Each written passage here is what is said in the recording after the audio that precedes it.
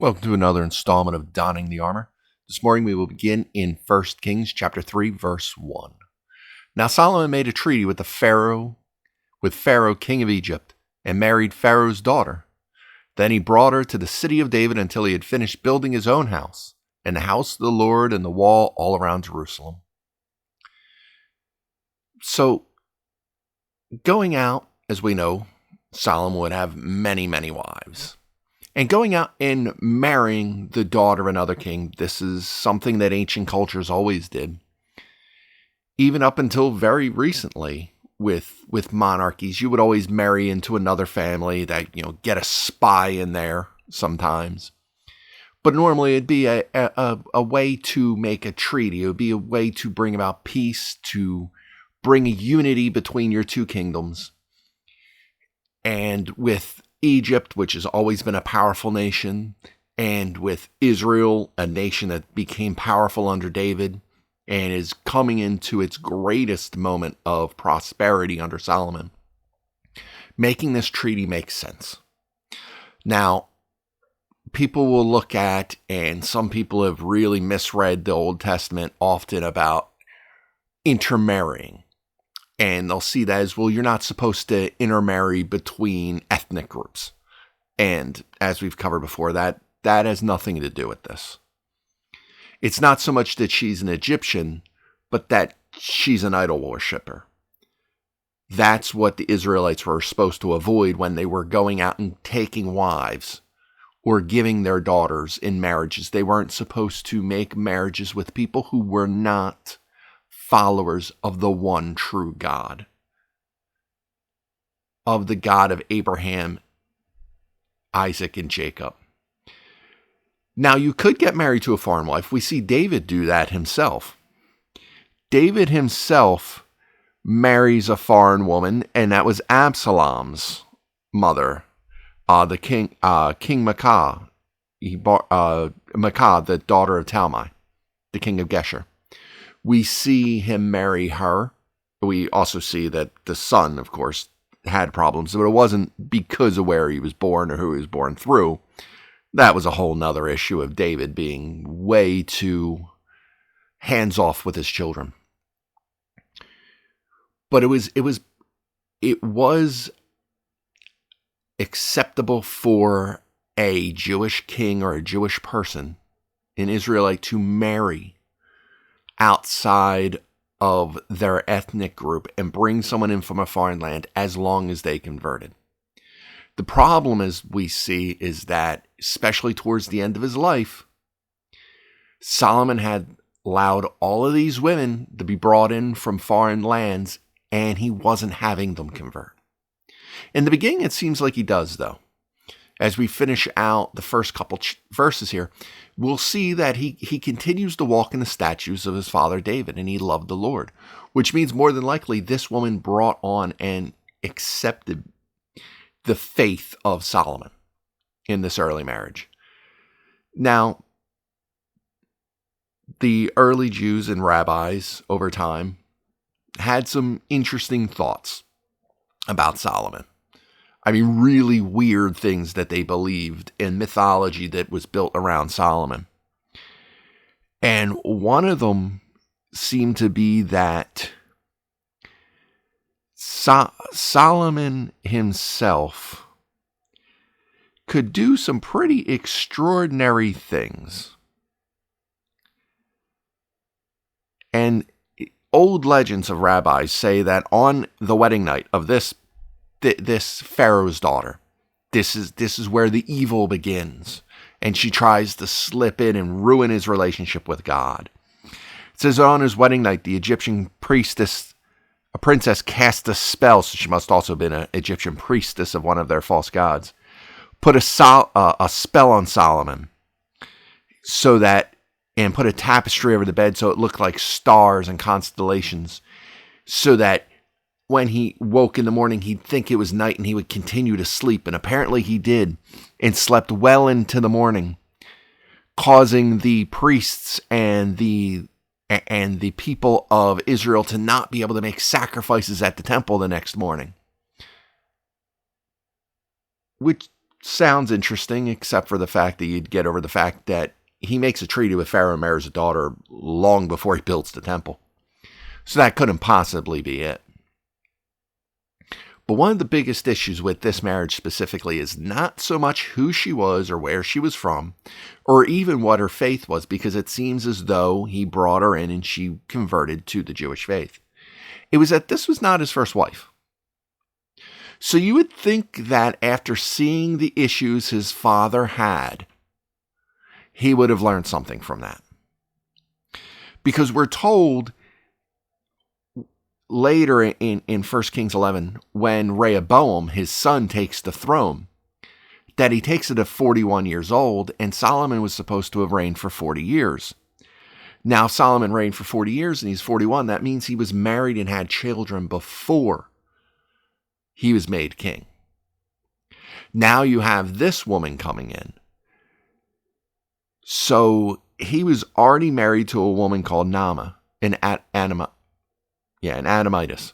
And so he's already married. He's already got a child. And now he's taking on another wife. With pretty immediacy, he's taking on another wife. You're not supposed to be multiplying wives as a king, but he's already doing it. And as for everything we see, every time polygamy is brought up in the Bible, we see the bitter fruit that's born out of it. With David, we saw the strife and the bloodshed and the horrors that come over his family, and the consternation and adversity that grows up out of it. Now with Solomon, we're going to see he takes on so many wives that they pull him away from God and cause the entire nation to fall into sin from which it cannot pull out of, and never does. His sinfulness is so bad that hundreds of years later, even after the exile, when Nehemiah comes back to rebuild the city, that he will start complaining and will start rebuking the people who come back with him, the people in the city rebuilding, for taking on foreign wives that would lead them astray the same way Solomon was led astray. So Solomon's mistake in getting married to multiple women is something that continues on as a source of consternation for the Jewish people. That they know that this was his greatest mistake. His gravest mistake was taking on multiple wives and becoming a polygamist. There are now people in Christianity, supposedly. I hate questioning people's Christian credentials and their salvation, but typically when you look at somebody and they live completely contrary to God's word, then it's kind of hard to point out and go, yeah, I really do think that person's a Christian. But there are people now who believe that you can have multiple wives because the Bible, they had them all throughout it. Yeah, they did. And how well does it work out for them?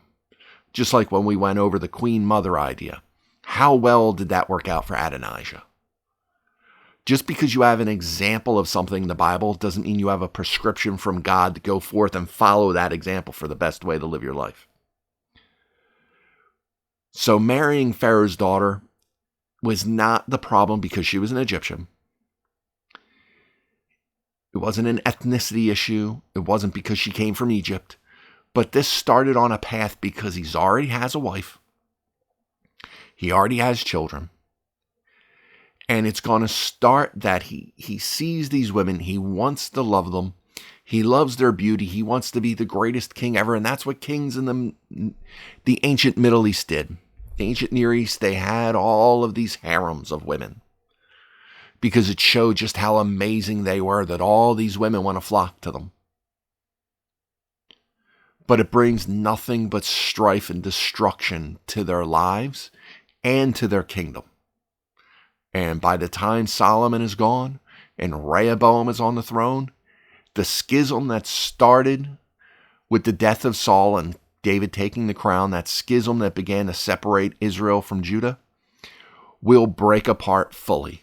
And they will become two separate kingdoms because of this simple fact that the prosperity that Solomon brought into the nation could not withstand the religious and cultural corruption he brought into the nation.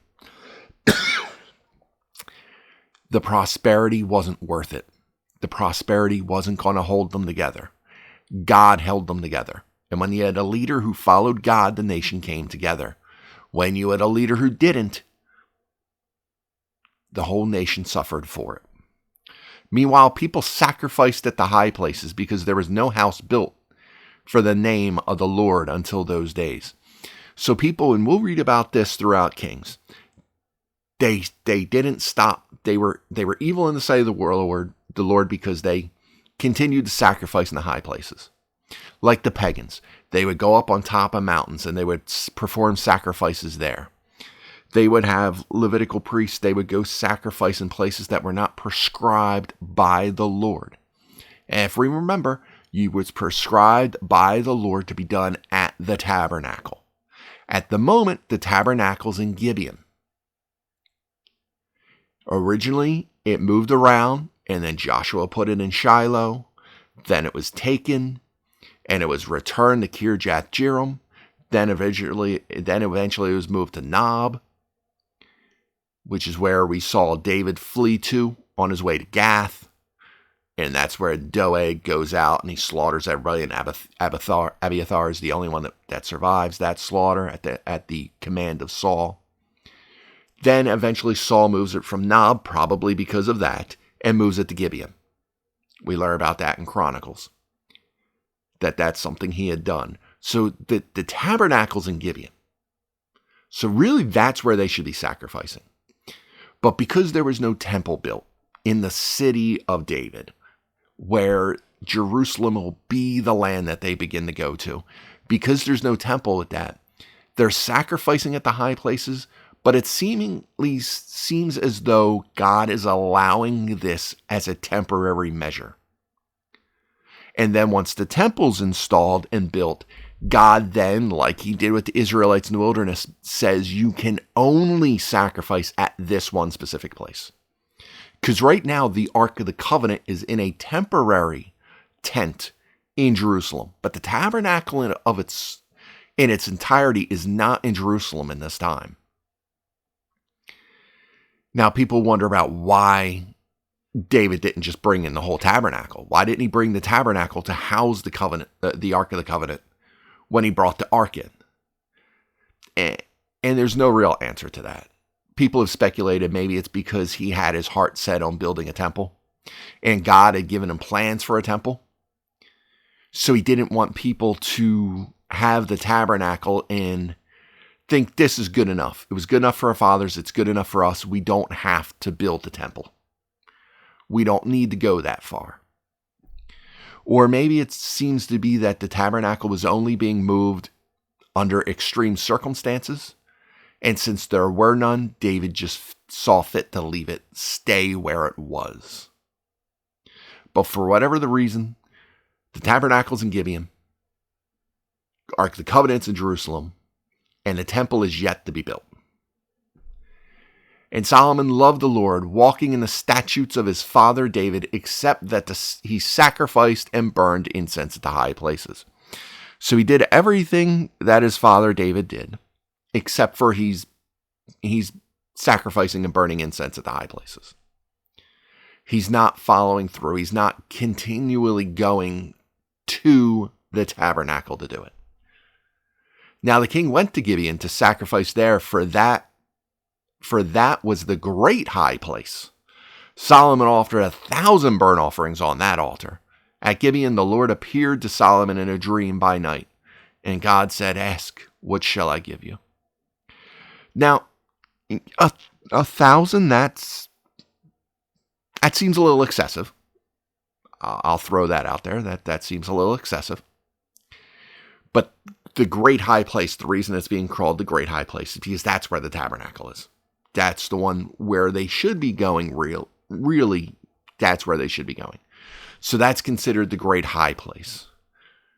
But now the Lord appears to Solomon by dream.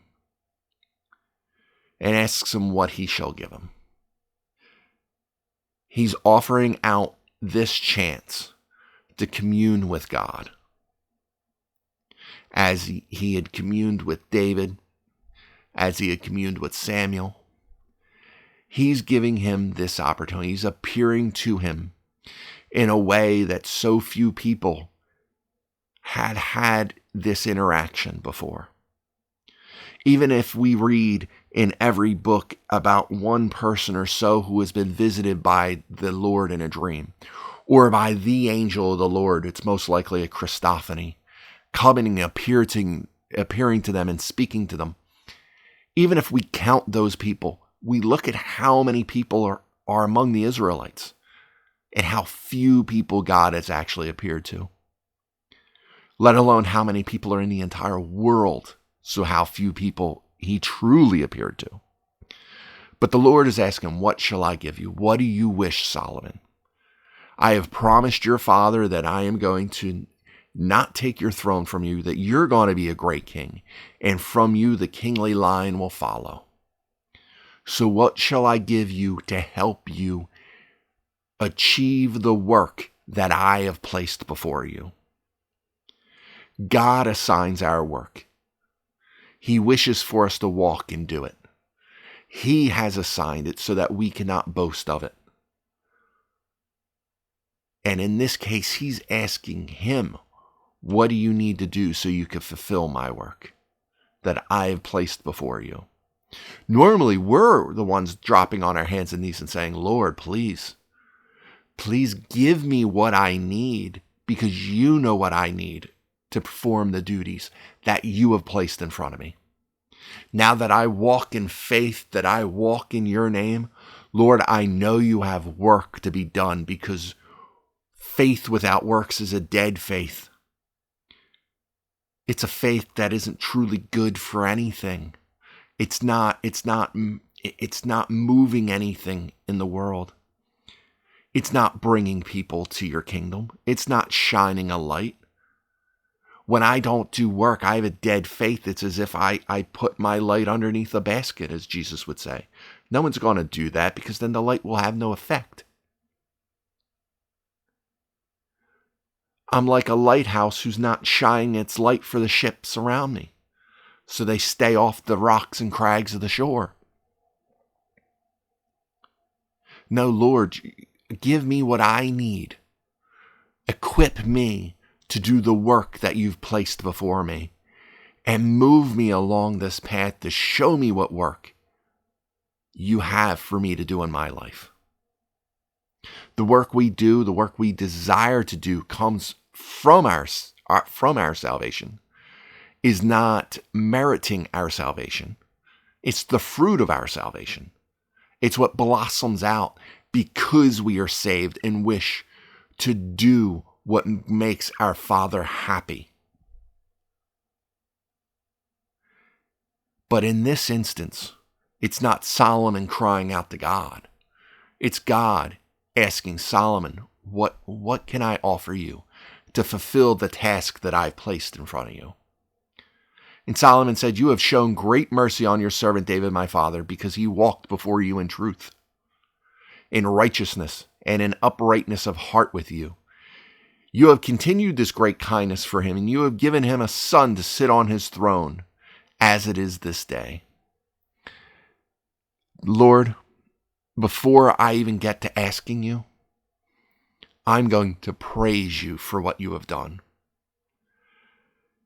for the great mercy, the grace you showed my father, because he was loyal to you, because he walked with you. He walked before you in truth. He walked in truth in your presence, in righteousness, in uprightness of heart with you. He continued to seek after you and submit himself to your authority time and time again. And because of that, you were merciful and graceful to my father. And you've even continued this greatness and this great kindness to him. Even after he has passed from this world, you are still continuing this kindness to him because you placed a son to sit on the throne. You didn't strip the throne from him the way you stripped it from Saul. But as it is this day, you have done this kindness for him because he has a son sitting on the throne to lead the nation of Israel forward. Now, O Lord my God, you have made your servant king instead of my father David. But I am a little child. I do not know how to go out or come in. And your servant is in the midst of your people, whom you have chosen, a great people, too numerous to be numbered or counted. Saying, I'm still a little child. I'm still young. I'm not mature. I'm not wizened the way my father was.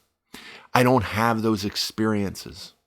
Remember, David was being groomed to be king by God from the time he was a boy. All that time spent as a shepherd, taking care of flocks, defending, praising and worshiping, being taught to lead in that fashion. Then he went from there to facing down giants to leading armies. From leading a flock that was under his care, and he needed to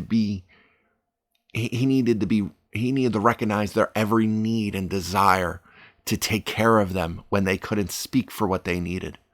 Now he needs to lead soldiers in the battle to know how to go out and come in, to be able to go out to war and come back in victorious. He learned all that all of these years until he had to flee on his own and then learn how to grow his own people, his own following, and how to care for them when the entire world was against him. Solomon didn't have those experiences. David was groomed by God to be their greatest king. Solomon grew as a prince, almost in a bubble from these things that David got to experience. And that's what we do as parents so often, is that when we experience things that molded our character into what we are, we know they were negative. And we understand that had we not been who we were, we may have been like so many other people that we grew up with. And we could have went in a completely different direction had it not been but for the grace of God. So we try to protect our children from the very things that turned us into the people we are, because we don't want to tempt their future and place it in the hands of degeneracy.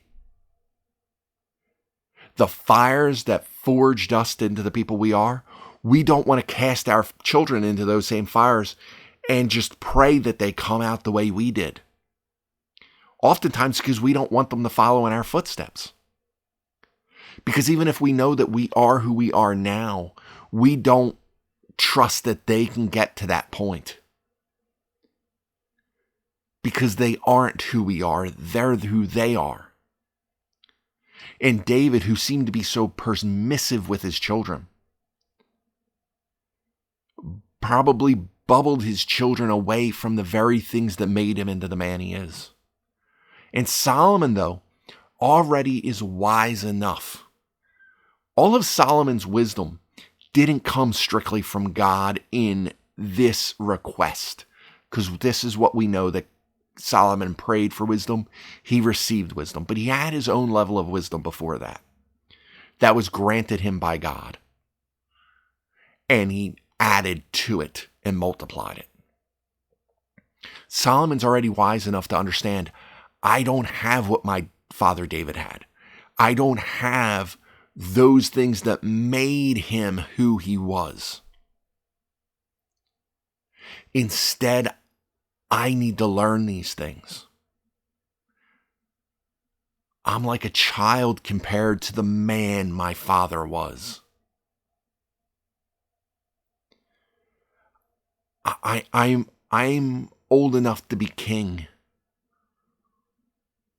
But maturity and worldly experience that my father had, I'm but a small child in comparison. And now I am in the midst of your chosen people. Your chosen people, a great people, too numerous to be numbered, as you promised Abraham. And now I got to lead them, and I don't know how. Therefore, give to your servant an understanding heart to judge your people, that I may discern between good and evil. For who is able to judge this great people of yours? So, Lord, give me an understanding heart, that I can discern good from evil. For who's able to really judge this people of yours except for you? All discernment would come from you. You are the perfect arbiter of good and evil, Lord. So give me a part of that. Give me a part of that understanding. And it's so interesting because it strikes me as this is the very thing that the enemy tempted Eve with. If you eat of this fruit, you will be like God, knowing good and evil. You will be able to discern like God. But in Eve and Adam's case, they tried to remove it. They took it upon themselves to tempt to do in their own power that which comes from the Lord. And here you have Solomon asking for the very thing that Eve was tempted with, but asking for it and praying for it. Lord, help me be more like you, because who else is able to judge your people but you? Who else can discern good and evil but you? So Lord, I'm not trying to take it upon myself, but please gift it to me. Gift me a measure of your understanding, an understanding heart that is able to see things as you do. That way I can fully judge and arbitrate between your people in an imperfect way. Because I'm incapable of being perfect. Adam and Eve convinced themselves they could be perfect. They were tricked into that. At least Eve was. And Adam chose to go right along with it. Solomon, though, is saying, Lord, I know I can't be perfect. I'm like a small child. But please grant me an understanding heart so I can be more like you. This speech pleased the Lord, and Solomon had asked this thing. Then God said to him, because you have asked this thing, and not asked for a long life for yourself, nor to have riches for yourself, nor have asked the life of your enemies, but have asked for yourself understanding to discern justice. Behold, I have done according to your words. See, I have given you a wise and understanding heart, so that there has not been anyone like you before you, nor shall anyone like you arise after you. Because you haven't asked for all of these things. Because you asked for something so close to my own heart. You haven't asked to just live long and prosper. God save the king. Nor have you asked for riches, that you'll be the wealthiest and greatest person. Or asked to have all your enemies slain and lain at your feet. Instead of asking for all these things that the people of the Tower of Babel wished for. They wished to extend their lives by building the tower.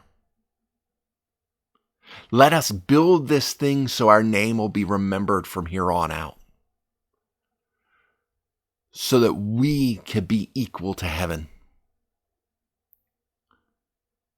Let's stay together so we can have riches among us. Let's stay together so we can become powerful and rule over our enemies. All the things of the world. You have people nowadays, rich people, one guy specifically whose name escapes me because honestly he's not very important. But he keeps trying to do like blood transfusions and keeps trying to have surgeries to figure out the fountain of youth so he can extend his life and live forever. No, he's going to die. Maybe he'll extend his life a couple of years. But he's still going to die, just like everyone else. Because he's just seeking after things of the world. He's seeking to extend his stay in a mortal coil. He's got the riches. And so many people wish to see their enemies conquer beneath their feet. But that's not what God wants for us. God wants us to understand and discern his perfect justice. To understand that we can do all through him and through him alone.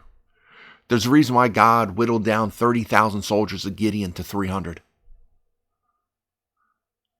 So that everyone understood it was God, not man. It was God's way, not man's way. And Solomon, in asking for this, already shows the wisdom he has and is already being gifted by the grace of God. But now he wants more. He wants to lean further into God. And there's not going to be another man as wise as him for all the days. Which is sad. When you see how his life went. That there'll be no one who will be as wise with an understanding heart as Solomon. And even Solomon drifted from God. And fell into idolatry. And led his nation with him. Why? Because like Samson, Solomon's wisdom isn't coming from inside Solomon. It's coming from his connection with God. And when he severed that connection, the grace of wisdom went with it. Because he didn't follow his own advice. He didn't stay true to the one God, the one Father, who was looking after him all this time.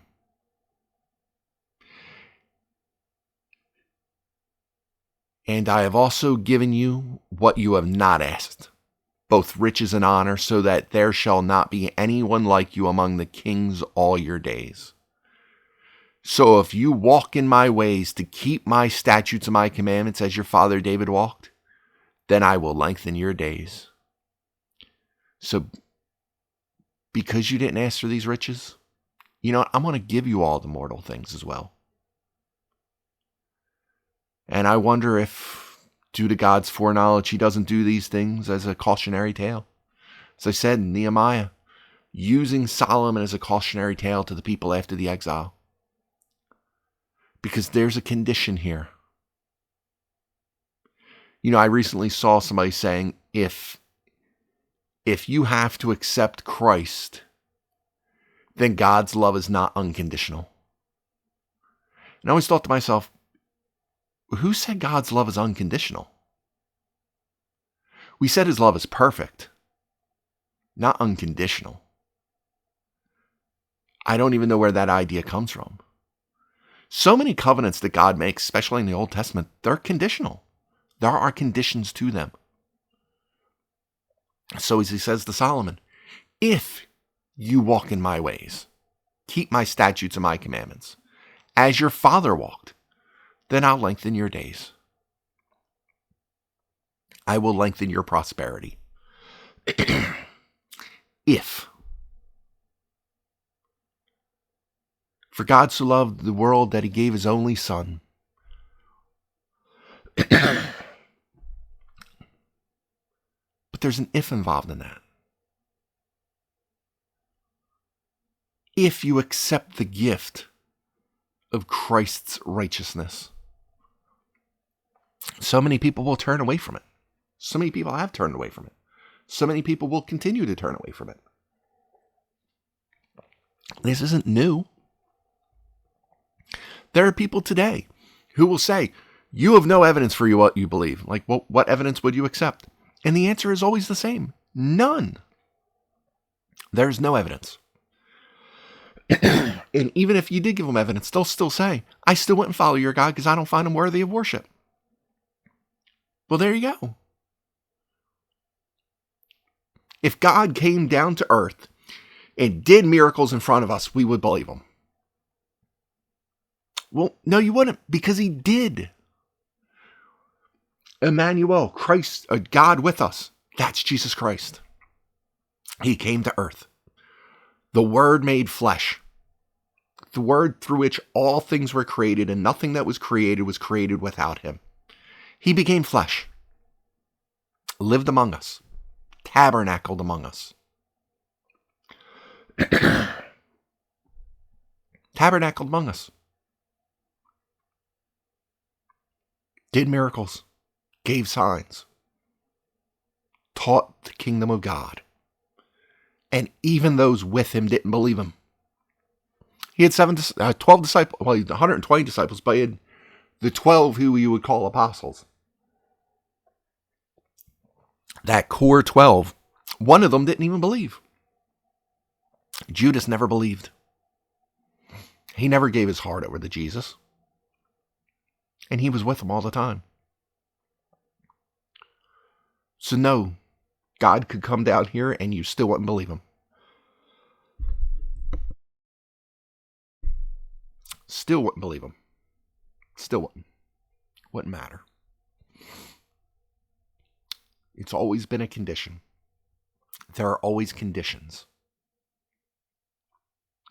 It's not a work, but it's a condition.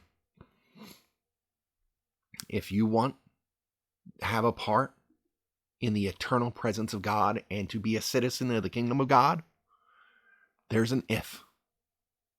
You must confess with your mouth and believe in your heart that Jesus Christ rose from the grave and died, rose from the grave to pay the debt of your sin. You must believe in your heart wholeheartedly that Jesus Christ is Lord. That's it. No other way. That is the condition. Submit yourself to his authority. Then Solomon awoke, and indeed it had been a dream.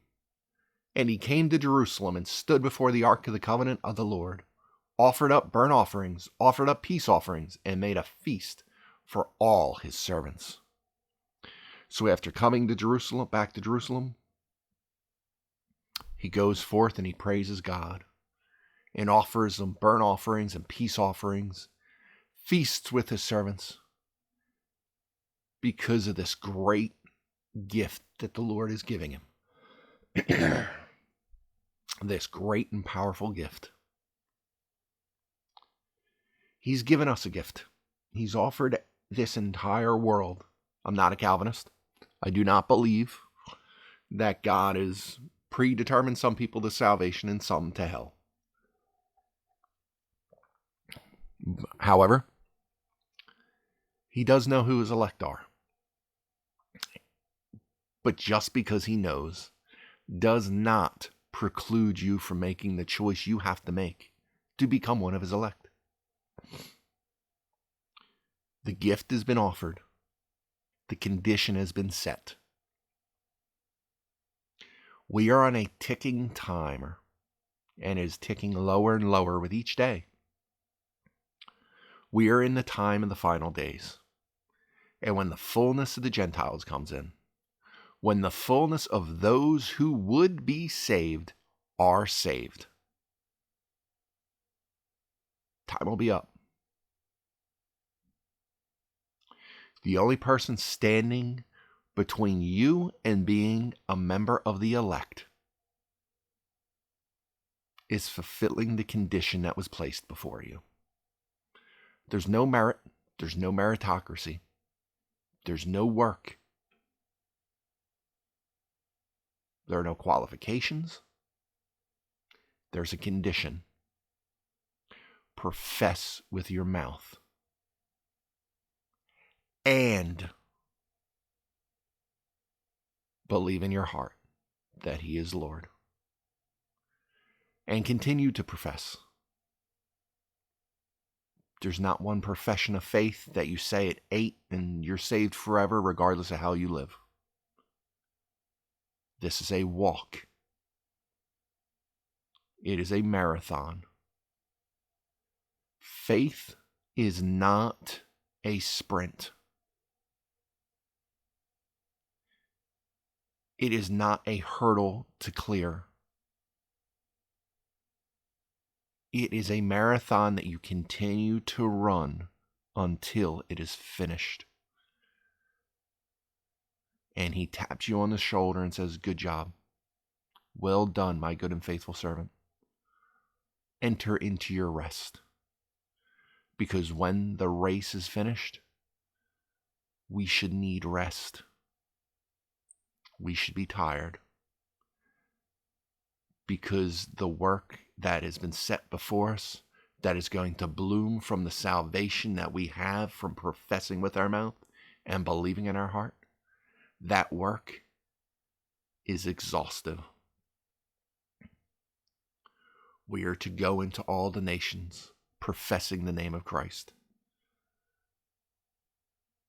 We are to go out, shining our light among the people, shining the light for that narrow path to them. We are to be the salt that is preserving his word in this fallen and corrupted state of existence. And that work before us should exhaust us. But it's a glorious exhaustion with the greatest of rest ahead of us when we are finished. That rest that sees us in the presence of our King and in the embrace of our Father. But that's where we shall end it for today. I hope this was fruitful for you. I hope to see you back again next time. But until then, be blessed.